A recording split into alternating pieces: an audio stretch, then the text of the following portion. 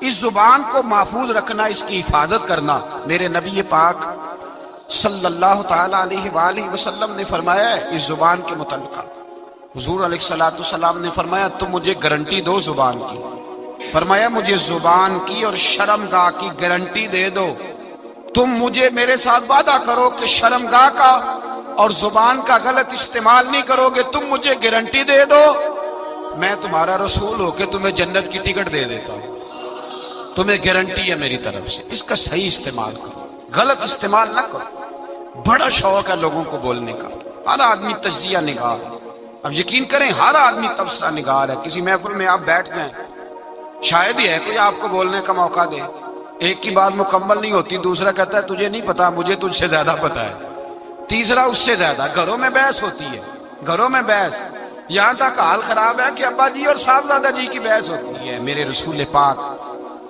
سید عالم صلی اللہ تعالی علیہ وسلم نے اپنے مومن کو نصیحت کی، بخاری شریف میں فرمایا من کان یؤمن باللہ والیوم الآخر فلیقل خیرا او لیصمت، فرمایا جو اللہ پر اور آخرت پر ایمان رکھتا ہے، حضور نے اپنے مومن کو نصیحت کر دی، فرمایا جو اللہ اور آخرت پر ایمان رکھتا ہے یا اچھی بات کہے یا چپ رہے، یا اچھی بات کہے یا، نبی پاک صلی اللہ علیہ وسلم کا فرمان ہے، حضور نے فرمایا کہ خاموش رہنے سے ذکر بہتر ہے، خاموش رہنے سے، سارا دن بولے جس کا دل کرتا ہے، پر یا اللہ کا ذکر کرے یا رسول اللہ پہ درود پڑھے، یا دین کی بات بتائے یا برائی سے منع کرے، نیکی کا حکم دے، سارا دن بولے، عام اجازت۔ حضور نے فرمایا تیرے چپ رہنے سے اللہ کا ذکر بہتر ہے، اور تیری فضول گفتگو سے تیرا خاموش رہنا بہتر ہے۔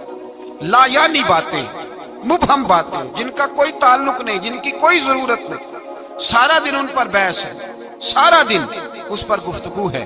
میرے حبیب پاک سید عالم صلی اللہ تعالی علیہ وآلہ وسلم نے زبان کو پکڑ کر فرمایا تھا، زبان کو پکڑ کر ایک صحابی نے کہا یا رسول اللہ، اس حدیث کو یاد رکھیے گا، کہا حضور آپ کو کیا لگتا ہے، کیا لگتا ہے آپ کو کہ سب سے زیادہ کس بات کا خوف ہے اپنی امت پہ، کیا ہو جائے گا، کس بات سے آپ اتنے پریشان رہتے ہیں؟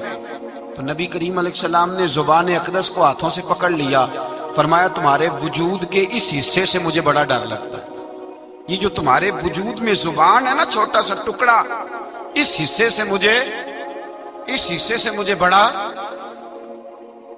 ہمارے استاذ گرامی ایک لطیفہ سنایا کرتے تھے محبت کے ساتھ، اچھا جو لطیفہ خواتین کے حق میں مضر ہونا، مرد اسے رٹا لگا کے یاد کر لیتے، حالانکہ یہ دونوں کے حق میں بات ایک جیسی ہے۔ وہ کہا کرتے تھے کہ زبان جو ہوتی ہے نا یہ نقصان کرتی ہے۔ وہ فرماتے تھے کہ ایک پیر صاحب کے پاس بی بی گئی تو اس نے کہا میرا خامن جھگڑا بڑا کرتا ہے، سویرے لڑائی شروع ہوتی ہے تو شام تک، اور شام کو شروع ہوتی ہے تو جاری رہتی ہے۔ پیر صاحب نے تعویذ دیا، اللہ کے بندے تھے، انہوں نے کہا جب تیرا خامند آئے تو نے یہ تعویذ اپنی زبان کے نیچے رکھ لینا اور دونوں دانتوں سے دبا، جب خامند جھگڑا کرے تو نے دباتے جانا۔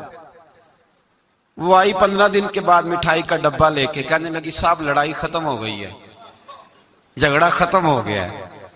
تو پیر صاحب سے کہنے لگی مجھے نہیں سمجھ آئی آپ نے کیسے جھگڑا ختم کیا، تو کہنے لگے بیٹے ناراض نہ ہونا، میں نے بس کچھ دیر کے لیے تیری زبان بند کی ہے، وہ بولتا تھا تو پھر تو بولتی تھی، تو بولتی تھی تو وہ بولتا تھا، تو جھگڑا کیسے، ایک نے چپ کرنا ہے تو بعد میں ختم ہونا ہے نا، تو میں نے ذرا تیری زبان تھوڑی خاموش کی ہے، کچھ بھی نہیں ہوتا۔ خاموش رہنے والا آدمی کا پلڑا بھاری رہتا ہے، یہ یاد رکھیں، جو چپ کر گیا وہ بچ گیا، من سمت نجا، حضور فرماتے ہیں جو چپ کر گیا وہ نجات پا گیا، جو شور کرے اس کو بھی لتاڑے، اس کو بھی لتاڑے، اس کو بھی لتاڑے۔ نبی پاک صلی اللہ علیہ وسلم نے فرمایا جو مومن خاموش بیٹھا ہونا اس کے پاس جا کے بیٹھا کرو، وہ تو کوئی حکمت والا شخص ہے، وہ تو کوئی حکمت والا ہے، اس کے پاس جا کے بیٹھو۔ ارادی رائے نہیں، آوارہ خیالی ہو گئی، پہلے غلط سوچ بنانا پھر بیان کرنا، وہ اس طرح کا ہے، وہ اس طرح کا ہے، وہ اس طرح کا ہے، لگتا ایسے ہے جیسے دنیا میں کوئی اچھا رہا ہی نہیں، سارے برے ہو گئے۔ لوگ گفتگو چھیڑتے ہیں کسی کی عزت محفوظ نہیں رہتی. اور پھر یہ زبان ہماری آزاد خیالی، آوارہ خیالی، ہمارے لفظوں کی، اس سے جھگڑا بھی پیدا ہوتا ہے، غیبت بھی ہوتی ہے، جھوٹ بھی نکلتا ہے.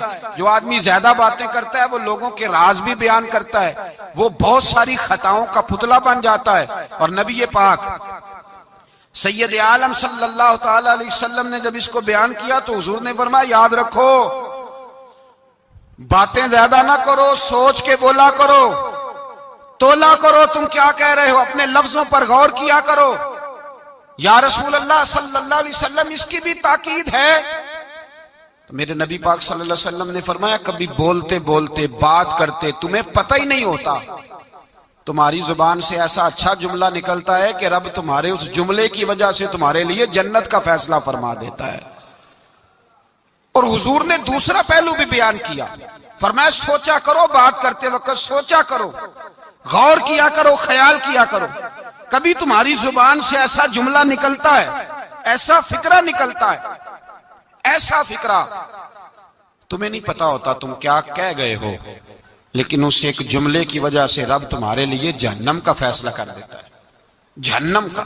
ہم لوگ نا بعض اوقات کسی شخص کے بارے میں ایسا سخت لفظ بول دیتے ہیں، بندہ غریب ہوتا ہے، کبھی مجبور ہوتا ہے، وہ جواب نہیں دے پاتا، اس کے پاس طاقت نہیں ہوتی، وہ ڈرتا ہے. لیکن یہ جو لفظوں کا زخم ہوتا ہے نا، یہ روح پہ زخم لگا جاتا ہے. ساری زندگی بات بھولتی نہیں، ساری زندگی نہیں بھولتی، ساری زندگی. ایک شخص نے مجھے کہا کہ میں بیمار ہو گیا ہوں، فلاں آدمی مجھ سے ناراض ہے، میری صلح کرا دیں.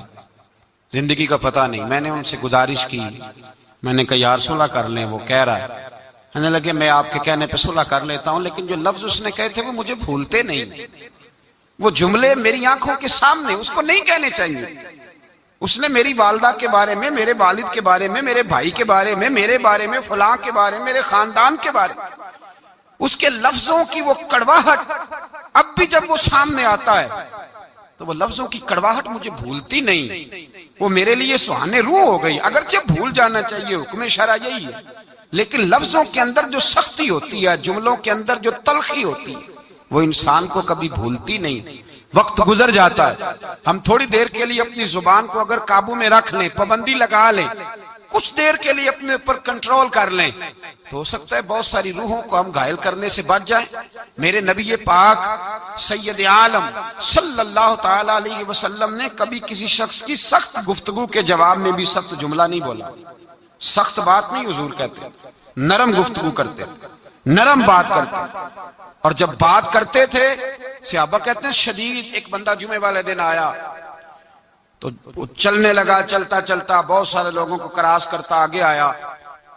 تو حضرت ابو ہریرہ فرماتے میں حضور کے چہرے کے تیور دیکھ رہا تھا کہ نبی پاک بڑے ناراض ہیں اس سے، حضور کے چہرے کے تیور. اور مجھے آج لگتا تھا کہ حضور جلال کریں گے، سخت اس کے بارے میں احکام ارشاد فرمائیں گے. لیکن جب وہ آیا، قریب آیا، تو حضور نے فرمایا چل بیٹھ جا، تو نے بڑے لوگوں کو تکلیف دی ہے، کسی کو تکلیف نہیں دینی چاہیے. کہتے ہیں جملے میٹھے ہو گئے، لفظوں کے اندر جو ہم بات محسوس کر رہے تھے وہ ہمیں نہ نظر آئی. میرے بھائی اپنی زبان کو کنٹرول میں، اس لیے میرے نبی پاک علیہ الصلوۃ والسلام نے فرمایا پہلوان وہ نہیں ہوتا جو کھاڑے میں اترے تو سامنے والے کو گرا دے. پہلوان وہ ہوتا ہے جس کو جب غصہ چڑھے تو اپنے آپ پہ قابو پا لے، اپنے آپ کو کنٹرول کر لے، اپنے جذبات پہ قابو رکھے. درجنوں لوگ کیس لے کے آتے ہیں شام کو علماء کے پاس، تو آپ کسی عالم سے جا کے پوچھیں کہ صاحب صبح کے 20 اور درجنوں کیس آئے، تو کیا مسئلہ پوچھا لوگوں نے؟ تو مسئلہ یہی ہے کہ میں غصے میں طلاق دے بیٹھا ہوں. قابو ہی نہیں ہے. خاتون بات کرتی ہے تو اتنا سخت جملہ کہہ دیتی ہے، اور خاوند کے پاس پہلے ہتھیار موجود ہے، وہ تو کہتے ہیں مجھے ماں بدولت کوئی چھیڑ دیا ہے، مجھے نواب صاحب کو ہی آپ نے کہہ دیا چلو طلاق طلاق طلاق، فارغ، چھٹی ہو گئی. تو یاد رکھیں ہر دو جانب سے جب کڑوی گفتگو ہوگی، جب تلخ بات ہو، جب رویوں کے اندر ہم اپنی رائے کا اظہار کرتے وقت جب شد و مد کا معاملہ کریں گے، لمبی نمازیں، آج زکاتیں، عبادتیں. میں مسند امام محمد بن حنبل کا حوالہ دینے لگا ہوں. اگر آپ کی زبان ٹھیک نہیں تو ضائع ہو جائے گا سارا کچھ. اگر آپ کی زبان کڑوی ہے، اگر آپ جی میں منہ پہ کہہ دیتا ہوں کہنے والے تو کہہ ہی دیتے ہیں، سننے والے کمال کرتے ہیں، سننے والے کمال. میں نے سنائی ہے 4، کمال کی بات کی ہے تو نے. یہ کس قسم کا تیرا انداز ہے گفتگو کا؟ نبی پاک سید عالم صلی اللہ علیہ وسلم کی بارگاہ میں 2 عورتوں کا مقدمہ لایا گیا.